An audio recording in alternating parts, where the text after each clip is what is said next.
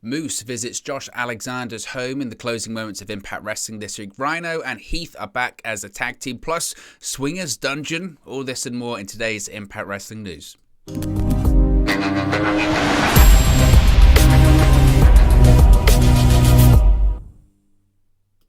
Hey guys, welcome back to Wrestling News 365. Hope everyone is doing very well. As always, there are plenty of news stories to get into today, so let's start off talking about the closing moments of Impact Wrestling. That saw Moose go to Josh Alexander's home. Now, Moose went to Josh Alexander's home in order to deliver the contract for their Impact World Championship match at Rebellion on this week's episode of Impact Wrestling. The final segment of last night's show saw Moose go and give the contract to Alexander's wife as Alexander was competing in the main event of the show against Matt Taven. Now, this has generated somewhat of a mixed reception online, and I think it's generated that reception because of Moose's legitimate history when it comes to certain controversial elements of himself. I will say that I wasn't the biggest fan of it. I think the people that are getting upset because of the connotations about Moose's past, I will say that that's probably valid, and if that makes you feel uncomfortable and maybe it is a bit too close to home, maybe it's in bad taste. I will say that a lot of people probably watching Impact Wrestling weren't aware of that, so I don't think that they would be affected by it. But if you do know about it, you would say that's probably a bit too close to the line. I wasn't a big fan of it because... Well, first of all, I wasn't a big fan of it because once I saw the Josh Alexander's child be involved in it, and obviously Josh Alexander was probably there when they filmed it, and obviously Josh Alexander and his wife gave the go-ahead for his kid to be in it, all that kind of stuff. They obviously gave their blessing. They were hardly pushed in towards it. But that just made me feel a little bit uncomfortable. But I suppose that's also the point of the segment, right? The point of the segment is to make you feel uncomfortable and to look at Moose and say, Moose is a scumbag, he's terrible, he invaded the person's home, all that kind of stuff. I understand that too.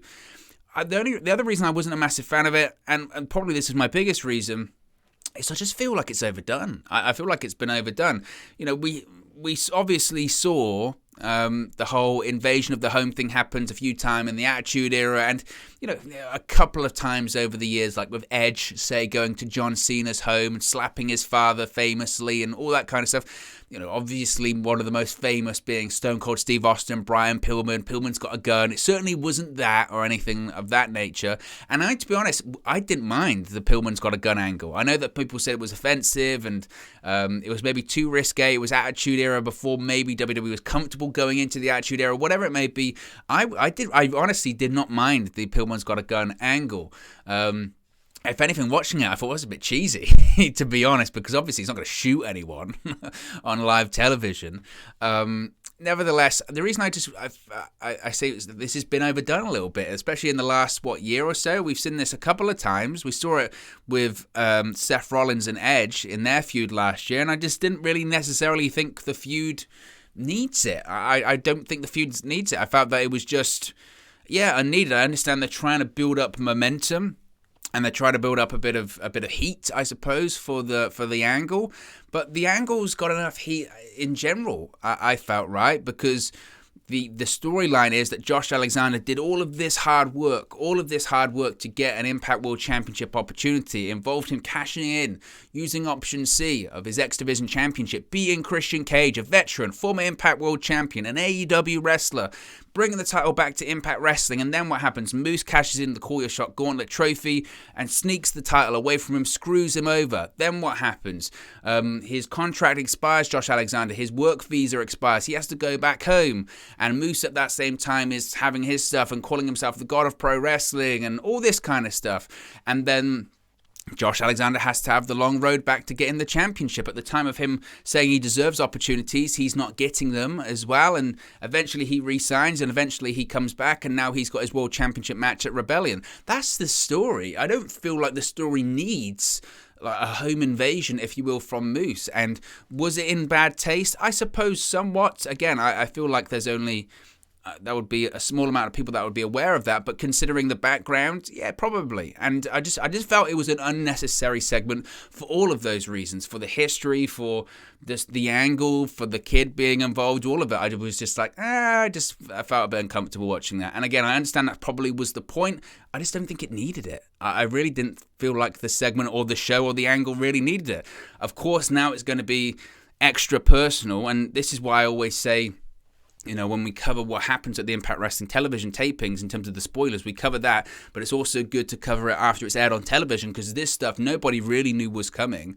But it just, like I said, I didn't feel like the show or the angle or anything truly needed it, and that was my kind of thoughts on it. Last night we also saw the reunion of Heath and Rhino to be a tag team. Now, of course, there's been a lot going on. 2022 has been a bit of a slow start for the former tag team. Circumstances has kind of pushed Heath and Rhino in different directions. Heath had talked his way into a World Championship opportunity against Moose at Sacrifice, which he lost, whereas Rhino's been involved in defending Impact Wrestling, if you will, against Honor No More. But both friends, shall we say, have ended up in losing ends recently, whether it's Heath when it comes to the Impact World Championship or whether it's Rhino when it comes to Eddie Edwards. Rhino, last night in Impact Wrestling, had business to attend to. He fought a really good match actually against Steve Macklin. I very much enjoyed it, but the result was not a good one. Macklin speared Rhino for the victory. Backstage, Rhino was very frustrated and in a lot of pain, and Heath approached him with a pitch. He said, look, we kind of did go our separate ways, but we're better off as a unit. So Heath suggested they get the band back together and they chase the Impact Tag Team Championships. And finally, Rhino was like, yes, that's what we'll do. We made a promise to each other. Initially, when I won the Call Your Shot Gauntlet back at Bound for Glory in 2020, not only to earn you a contract, but the idea was that we'd be chasing the Tag Team Championship. So that's what we're going to do. Now, it looks like they're not going to have to wait long to get that title opportunity. We'll speak about that later on.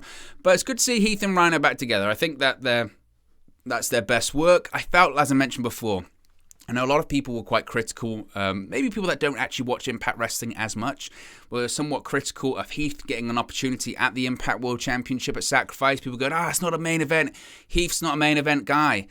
I mentioned that I thought it was a really big opportunity for him. He was never going to win the Impact World Championship, but it was an opportunity to place that seed in the mind of Scott D'Amore, of all of those people in Impact Wrestling, of, you know what, maybe in the future, maybe Heath can be that guy. Did I feel like he did that? I felt like he did a good showing. I would have maybe hoped to have seen a bit more. But, again, I didn't have the issue that other people had. Do I think they'll probably win the Impact Tag Team Championships at Rebellion, which we'll speak about in a minute? Yeah, they've got a really good chance. A really good chance, because Impact have wanted, obviously, to put the belts on them for ages. And they've been known as a tag team now since, 2016? Going back to the WWE storyline. So they've got a ton of history together. And I think that, as I've spoken about before, Impact needs to revamp that tag team scene a little bit. The issue that they've had over the course of maybe the last year or so is they had a point in time where they had a really strong tag team division, whether it was the North, Motor City Machine Guns, Good Brothers, Violent by Design, and they've kind of just disappeared somewhat. And that's for various reasons. Alex Shelley going, Ethan Page going, and splitting up tag teams or moving tag teams away and other tag teams leaving. So I feel like where the direction that they're going in for Rebellion is as an attempt to try and rebuild that tag team scene. We have some matches officially announced for next week's Impact Wrestling. Of course, it's going to be in Philadelphia. 2 title matches have been announced for the Thursday, March 24 Impact Wrestling episode. Both are rematches from the recent Sacrifice event. Tasha Steelz will defend the Impact Knockouts World Championship against Mickie James in a street fight. We spoke about that. This was already announced, but it's been officially announced on Impact Wrestling television now. Steelz, of course, defeated James to capture the Knockouts title for the first time at Sacrifice. On this week's episode of Impact, Chelsea Green offered to be in James's corner for the street fight, but James declined, citing Green's injury. They're obviously doing something there. That was the whole situation really at Sacrifice, is that the Knockouts title match came after Chelsea Green had her match with Deonna Purrazzo, and she suffered that fractured left wrist, which actually, again, I know I spoke the other day saying it was not a work, but I've seen a lot of people responded. Appreciate all of the comments as always, guys. Great community here on the channel. Saying that image was actually an image from 2019 or something like that. So it might be an elaborate work. You never know. They're obviously going in the direction of Mickie James versus Chelsea Green. They're obviously going there. And with Chelsea Green not being in the corner in Philadelphia, chances are she comes out, either costs Mickie James the match or gets involved or an angle happens. That's what's going to happen, I think. Also announced for next week's episode, Violent by Design will defend the Impact World Tag Team Championship against the former title holders, the Good Brothers, in a lumberjack match. Of course, Violent by Design defeated the Good Brothers to win the tag titles at Sacrifice. The winners of the lumberjack match will go on to Rebellion, and we'll speak about that in a second. So those big title matches have been announced. As I mentioned, was it yesterday? Oh, God, time moves so quickly. That big Philadelphia television taping, I think, is going to be really newsworthy because it's Philadelphia, former ECW arena. They're going to have some big things planned for that. I'm almost certain of it. Deonna Purrazzo last night retained both titles in Impact Wrestling. Deonna Purrazzo is still the AAA Reina de Reinas and ROH Women's Champion following this week's Impact Wrestling. Purrazzo defeated Lady Frost and Giselle Shaw to retain both titles on the show. Also, we saw Alicia Edwards confront Eddie Edwards following an Honor No More promo. Alicia said that Edwards is heading down a bad road, though he's still her ride or die. As I spoke about before, I wasn't massive on the whole Alicia Edwards, Eddie Edwards aspect of the Honor No More situation. I do think that they'll get to a point where it's going to be like, oh, I can't trust him, he's changed, and then he'll be involved in a big match and she'll cost that person the match and reveal that she's been involved the whole time. Classic pro wrestling. When it comes to Deonna Purrazzo, I was just thinking this just now. It's just popped into my head. Obviously, this was taped. I don't think it was taped before Tony Khan's purchase of Ring of Honor was announced, but do they have to clear those kind of things with Tony Khan now? I mean, it is his bout. I don't know how that works. I think that's really interesting. Let me know what you think in the comment section below. Last night we also saw Johnny Swinger unveil Swinger's Dungeon, which is his new wrestling school. Johnny Swinger is ready to train the next generation of professional wrestlers. Ever since Swinger's Palace closed down, Swinger has been searching for a new purpose and passion in Impact Wrestling, while he appears to have found it. During last night's episode of Impact, Swinger announced that his new school, Swinger's Dungeon, is now open. In addition to Swinger, guest trainers he advertised include Bruce Hart, Dr. D, David Schultz, High Voltage, Keith Hart, Tony Chimmel, Leo Burke, Frank the Butcher, one of the Colossal Kongs, Georgia Hart, and Bob Seger. Lance Storm then appeared and said he's never been to Swinger's Dungeon, nor does he endorse it. It was quite funny. It was quite funny. In conclusion, though, Johnny shared that he didn't even need the advertisement, as he's just had people showing up, especially intergender tag teams and demolition marks. He hasn't quite caught on, shall we say, that he's been attracting a different type of clientele. So that was the whole point, is that it was a comedy vignette, is that he's doing this training school, and at the end of it, he says, look, all the people have started to show up, I don't even need the advertisement. And a guy and a girl, both in towels, come up and say, you know, and he's like, oh, an intergender tag team? I think it might be a little bit more than that. And someone dressed as Demolition shows up and he goes, oh, Demolition. It's not really Demolition. That they are.